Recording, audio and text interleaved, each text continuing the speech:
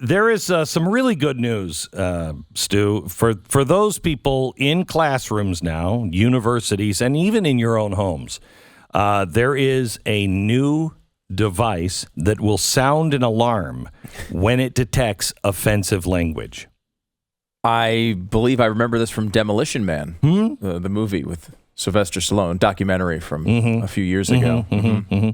So this has just been shown at the Dubai Design Week. I like to get all of my freedom-loving things from the Middle East, but they've named the system after Themis, the Greek goddess of social order and justice.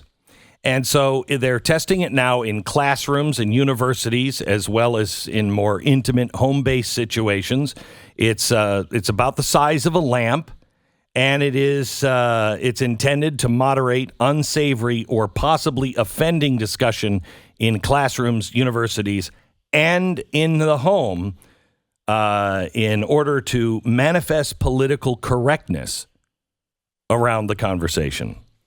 This is great. Can we combine this with the anti-drunk driving measures they're taking in cars so that anywhere you go, you can just have constant alarms going off for the offensive things you say? Yeah. I think that's now you have a problem with the drunk driving thing? I do, yeah. You have a problem with that? Huh. And what is your problem? My problem is I don't want to pay for it. I don't want to have to breathe into my car every time. Hang on just a second. Hang on, our Themis has just gone off. Oh, no. Apparently you are against the drunk driving stuff because you like drunk drivers. No. And you want to kill children. No, that's what I heard. I don't want to breathe into my car before I drive somewhere. And I don't want the car monitoring all of my activities. Okay, again. Oh, no. I think this one, I'm checking. This one is because it's a little slow. This one is because you wanted to drive your car. Oh, and just the driving. Well, you've already had one strike against you. And with one strike, you lose the privilege of driving your car. So I just think people should be able to make their own decisions. Whoa, okay. Stu, I'm going to have to shut you down here. Can you imagine living in a world like that where there's something monitoring everything you say and it is telling you whether or not you should say it or not? What kind of world are we designing here? I mean, you want to talk about freedom of speech. This is as far away from freedom of speech and freedom for thought that we have. I mean, holy cow. But this is what's coming. Did you see yesterday that England has just said now it's mandatory 2 shots, not enough. You now have to have the third booster. Otherwise, you won't get the vaccine passport. It's nonstop booster shots now. I mean, if you've given them the right to do the 2, why not 3? And when they come out for the new variant, why not that one? And you'll have to comply.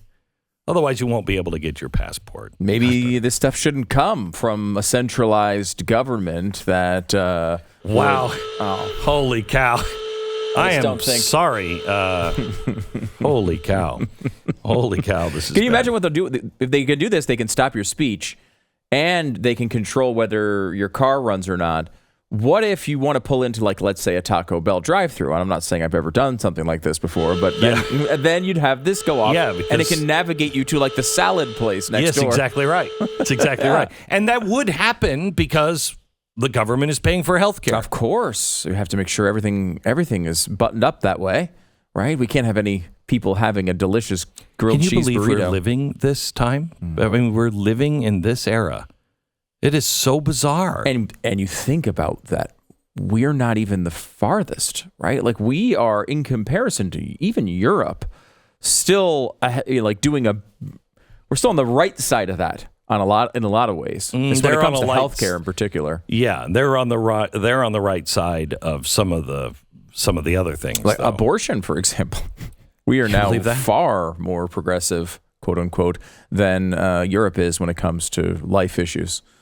which is stunning. Now, when it comes to end of life, they may have us. Oh yeah. Wait, no, I didn't even say. No, you were going to defend end of life. I was going to say you should be able, obviously, to stay alive. Whoa, my gosh, it got louder. The government should decide when you live or die. Huh, no warning on that one. But I think you should be able to live. Wow. Now my voice seems to be setting it off. It just knows who you are, Stu. Okay. It just knows who you are.